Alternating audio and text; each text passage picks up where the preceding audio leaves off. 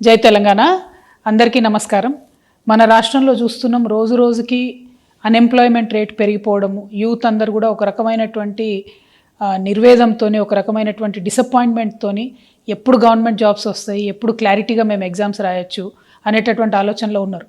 పాపం చాలామంది ఎస్పెషలీ గ్రామాలలో ఉండేటటువంటి యువమిత్రులందరూ కూడా వారి వారి కుటుంబాలను వదిలేసి, తల్లిదండ్రులను వదిలేసి, ఆ చిన్నపాటి వ్యవసాయం మీద వచ్చేటటువంటి డబ్బు తీసుకొని వచ్చి హైదరాబాద్లలో దిల్సుఖ్ నగర్లో, అశోక్ నగర్లో, కేపీహెచ్బిలో ఇట్లా ట్రైనింగ్ సెంటర్స్లో ఉంటూ కోచింగ్ తీసుకుంటూ వాళ్ళు ప్రయత్నం చేస్తూ ఉంటారు.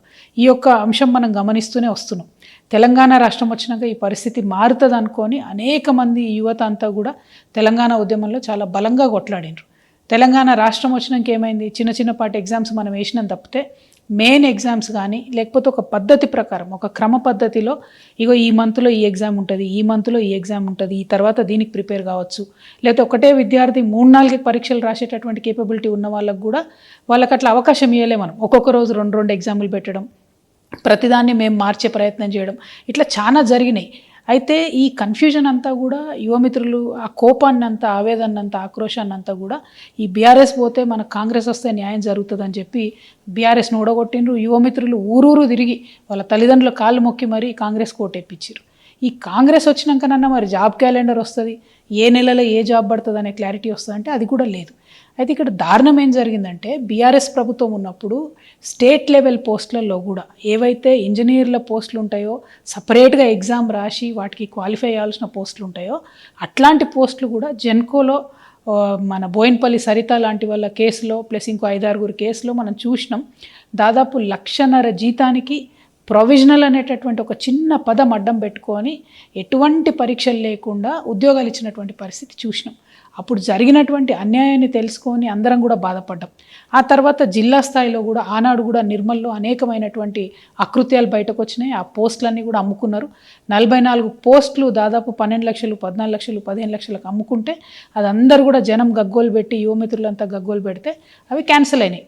ఇప్పటికి కూడా పాపం అప్పుడెప్పుడో చేరినటువంటి వాళ్ళు, కాంట్రాక్ట్ పద్ధతిలో చేరినటువంటి వాళ్ళు నిర్మల్లో ఇంకా కొనసాగుతున్నారు. వాళ్ళే డబ్బులు ఇచ్చి ఉన్నారు, కానీ ఎటువంటి న్యాయం కూడా జరగలేదు. ఎందుకంటే అప్పుడు బీఆర్ఎస్లో ఉండి అన్యాయం చేసిన పెద్ద నాయకులంతా ఇప్పుడు కాంగ్రెస్లో వచ్చి చేరిండ్రు. సో ఈ పాలిటిక్స్ని దయచేసి యూత్ గమనించాలి. నేను ప్రభుత్వానికి హెచ్చరిక చేస్తూ ఉన్నా. నా దగ్గరికి చాలామంది యువమిత్రులు వచ్చిండ్రు. వారు భయపడుతున్నది ఏంటంటే, ఎట్లా అయితే బీఆర్ఎస్ గవర్నమెంట్లో రాష్ట్ర స్థాయి పోస్టులలో, జిల్లా స్థాయి పోస్టులలో అన్యాయం జరిగిందో, అది ట్రాన్స్కో కావచ్చు, జెన్కో కావచ్చు, ఇరిగేషన్ కావచ్చు, రెవెన్యూ కావచ్చు, అదేవిధంగా మున్సిపల్ కావచ్చు, ముఖ్యంగా మన ముఖ్యమంత్రి గారి శాఖ కావచ్చు, అన్ని జిల్లాలలో కూడా ఇప్పుడు కొన్ని పోస్టులు పడతా ఉన్నాయి. అవేంటి అంటే జూనియర్ అసిస్టెంట్లు, రికార్డ్ అసిస్టెంట్లు, ఆఫీస్ సబార్డినేట్ లాంటి ఇంకా అనేక పోస్టులు పడతా ఉన్నాయి.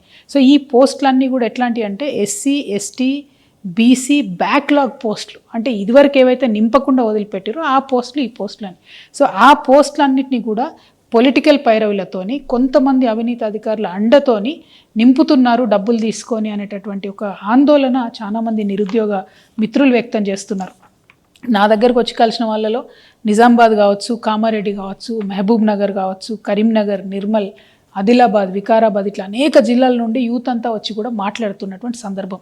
సో నేను ఈ ప్రభుత్వానికి ఒకటే హెచ్చరిక చేస్తూ ఉన్నా.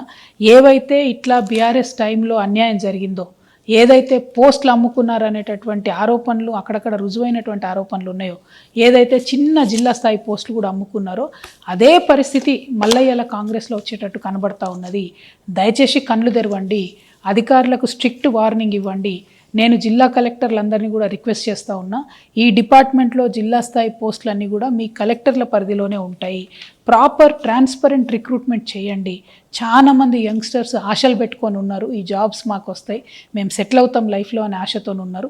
పైగా యువమిత్రుల్ని, మెరిట్ ఉన్న వాళ్ళని మనం ప్రోత్సహించినట్టయితే మన రాష్ట్ర అభివృద్ధిలో కూడా మంచిగా పాల్గొంటారు. కాబట్టి కలెక్టర్లకు నేను రిక్వెస్ట్ చేస్తూ ఉన్నా, మీరు చూడండి. ఇంకొక మాట కూడా నేను చెప్తా ఉన్నా, ఇవాళ అధికార పార్టీలో ఉన్నటువంటి వాళ్ళకైనా, ఈ అక్రమాలకు అండగా నిలబడే అధికారులకైనా ఎప్పుడో ఒకసారి భగవంతుడి దయ వల్ల మాకు కూడా అవకాశం వస్తుంది. అప్పుడు మాత్రం ఇట్లా డబ్బులు ఇచ్చి మీరు చేసినటువంటి ఉద్యోగాలకు కఠినాతి కఠినంగా శిక్ష వేస్తాం. నేను మిగతా యువమిత్రులకు కూడా చెప్తున్నా, డబ్బులు ఇచ్చి అడ్డదారిలో ఉద్యోగాలు తెచ్చుకునే ప్రయత్నం చేస్తే అది ఎక్కువ కాలం నిలబడదు. పైగా మెరిట్ ఉండి మంచిగా ఉన్నటువంటి వాళ్ళకు అన్యాయం జరుగుతుంది. కాబట్టి మీరు కూడా కొంత ఎఫర్ట్ పెట్టి చదివే ప్రయత్నం చేయండి. ఉద్యోగాలు కొనకుండా ఉద్యోగాల కోసం ఫైట్ చేసి స్టడీ చేసి కొట్లాడి సాధించుకునే ప్రయత్నం చేయండి. మీకు అండగా జాగృతి నిలబడుతుంది.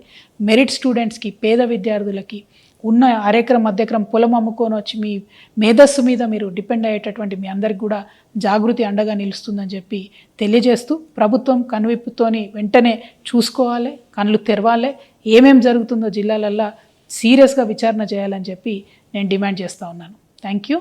జై తెలంగాణ, జై జాగృతి.